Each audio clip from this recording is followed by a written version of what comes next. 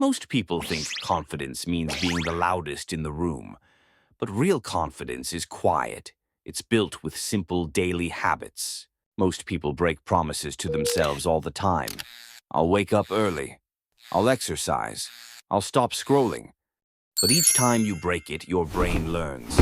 I can't trust myself. Confidence grows when you flip that script. Start with small promises. Keep them. That's how trust and confidence is built. Sounds too simple, right? But your body talks to your brain. When you slump, breathe shallow, and shrink, your brain says, I'm weak. When you stand tall, shoulders back, breathe deeply, your brain says, I'm safe, I'm strong. Posture is free confidence training. Most people replay mistakes like a broken record. I messed up. I'm stupid. I can't do this. Confident people, they don't erase mistakes, they reframe them. They ask, what did I learn? How will I do it better next time? That's not denial, that's growth. Most people think talking nonstop proves confidence, but real confidence doesn't need to fill the silence. It asks, it listens, it observes, and when you finally speak, people listen because you chose your words with weight.